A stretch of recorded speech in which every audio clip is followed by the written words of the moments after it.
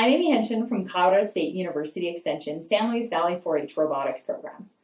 In this video in the Teaching Challenge-Based Robotics series, we're going to explain the Mountain Climb Challenge. This challenge was inspired by RoboRAVE International's Alpinebot competition.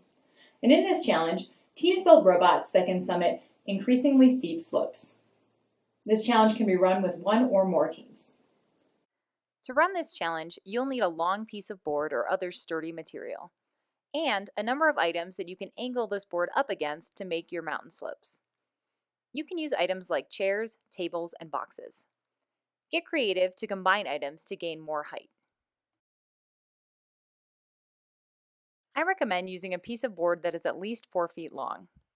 If possible, have a number of copies of the same length of board so you can set up multiple slopes of varying steepness at the same time.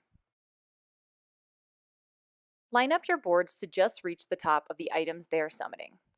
Depending on your floor material, you may need to place books or another heavy item where the board meets the floor so that the board doesn't slide.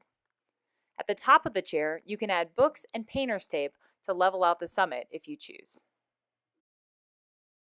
Next, you'll want to use a protractor or an app on your phone to determine the rough angle of each of your slopes. For summiting the chair, the robot will need to tackle a nearly 20-degree incline. Set up additional inclines so participants can try summiting increasingly steep slopes. For our challenge, we set up 20, 40, 45, and 60-degree inclines. On the robotics end, this challenge is a great time to introduce the concept of gearing.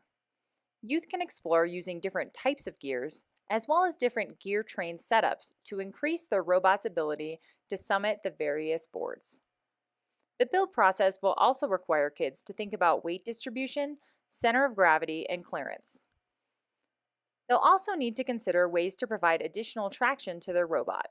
So it's a really fun and creative build process, and kids will normally build and rebuild throughout the challenge time period.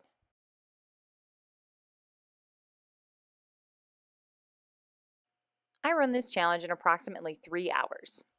You spend the first 2.5 hours designing, programming, and testing the robot.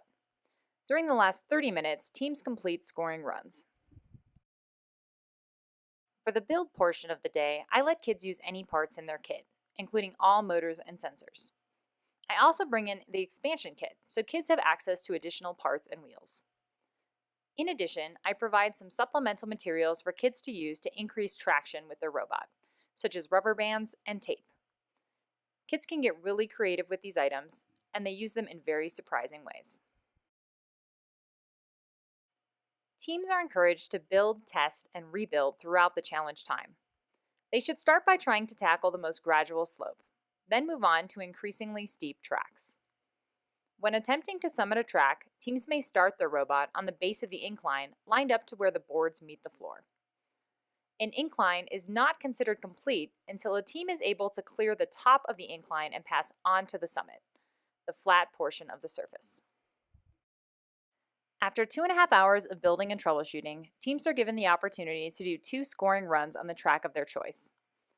Time the runs on each track from the time the motor starts to the time the robot clears the summit. Allow teams a bit of time to make final tweaks between their 2 runs. The team with the fastest time on the steepest track is the winner. You can also choose to recognize the top times on each individual track. This challenge is easy to complete with only one team as well. You just challenge that team to continuously increase the amount of incline that they can tackle. If your teams enjoyed this challenge, up your difficulty by checking out RoboRAVE International's Alpinebot Challenge, which features a 60 to 70-degree slope and includes the extra task of planting a flag in a designated area on top of the summit. Visit robokurky.org to find challenge instructions.